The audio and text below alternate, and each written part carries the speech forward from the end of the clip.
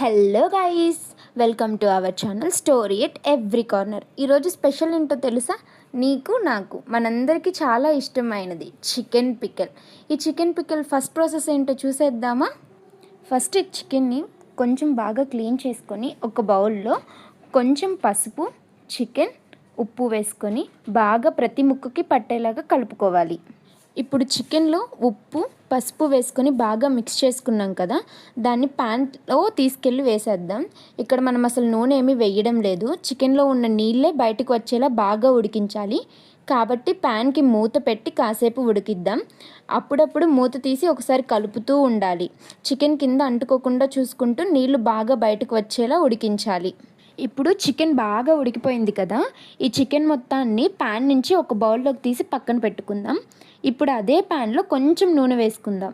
అదే ప్యాన్ ఎందుకన్నానంటే మళ్ళీ కొత్త గిన్నె తీసుకుంటే కడగాల్సిన పని పెరుగుద్ది. మనకు వంట చేయడం ఇష్టం, ఈ అంట్లు తోమడాలు ఇవన్నీ మన వల్ల కాదు కదా. అందుకే అదే ప్యాన్లో నూనె వేసుకొని ఇప్పుడే పక్కన పెట్టుకున్న చికెన్ ముక్కలన్నీ మళ్ళీ ఇందులో వేసుకుందాం.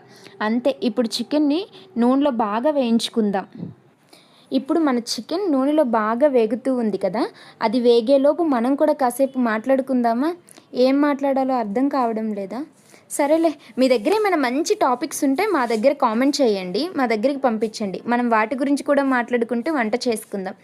అయితే ఇకపోతే మన చికెన్ విషయానికి వస్తే, ఇప్పుడు చికెన్ పీసెస్ అన్నీ నూనెలో బాగా వేగాలి. మనకు కావాల్సినట్టు మంచి రెడ్ కలర్లోకి రావాలి.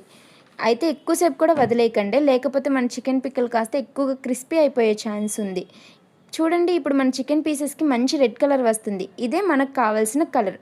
ఇప్పుడు చికెన్ బాగా రెడ్ కలర్లోకి వచ్చి చక్కగా వేగిన తర్వాత పీసెస్ అన్నిటిని ఒక బౌల్లోకి తీసి పక్కన పెట్టుకుందాం.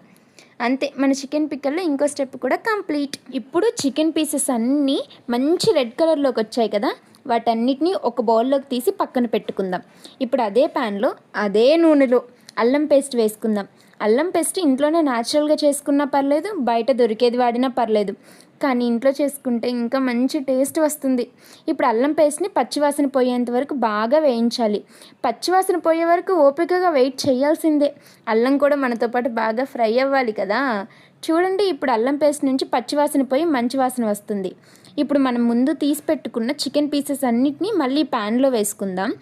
అదే నూనెలో అదే ప్యాన్లో చికెన్ని అల్లం పేస్ట్తో బాగా కలుపుతూ వేయించుకోవాలి. ఇలా చేస్తే అల్లం ఫ్లేవర్ మొత్తం చికెన్కి బాగా పట్టి మన చికెన్ పిక్కల్కి మంచి టేస్ట్ వస్తుంది. ఇప్పుడు మన చికెన్ పిక్కల్లో నెక్స్ట్ ప్రాసెస్కి వచ్చేసాం. చికెన్ వేగుతున్నప్పుడే ఇందులో కొంచెం కారం, కొంచెం పసుపు, రుచికి సరిపడా ఉప్పు వేసుకుందాం. ఇప్పుడు వీటన్నింటినీ బాగా మిక్స్ చేయాలి. ప్రతి చికెన్ ముక్కకి ఉప్పు, కారం, పసుపు బాగా పట్టాలి.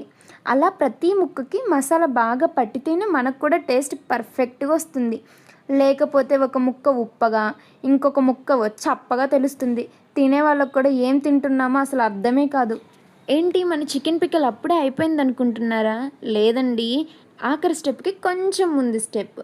ఇప్పుడు ఆ పిక్కల్లో కొంచెం ధనియాల పొడి వేసుకొని ఆ ధనియాల పొడి ప్రతి పీస్కి బాగా పట్టేలా బాగా మిక్స్ చేసుకోవాలి.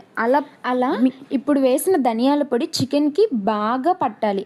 ప్రతి ఒక్క చికెన్ ముక్కకి ధనియాల పొడి బాగా అంటుకునేలా మిక్స్ చేసుకోవాలి. అలా ప్రతి ముక్కకి బాగా పట్టినప్పుడే మనకు ధనియాల పొడి టేస్ట్ కూడా బాగా తెలుస్తుంది.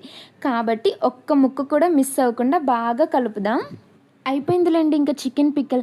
ఇందులో ఒక చిన్న లాస్ట్ స్టెప్లో మేము కొంచెం నిమ్మరసం కలుపుతున్నాము. ఇది టేస్ట్ చాలా బాగుంటుందని మాత్రమే కలుపుకుంటాను. మీకు ఇష్టం ఉంటే మీరు కూడా నిమ్మరసం పిండుకోవచ్చు, లేదంటే మీ ఇష్టం. నిమ్మకాయ కూడా పర్సనల్ చాయిస్ ఉండొచ్చు కదా. అంతేనండి, మన స్పైసీ చికెన్ పికిల్ రెడీ. ఇంకో డిష్తో మళ్ళీ కలుద్దాం. అంతవరకు bye. Subscribe to our channel.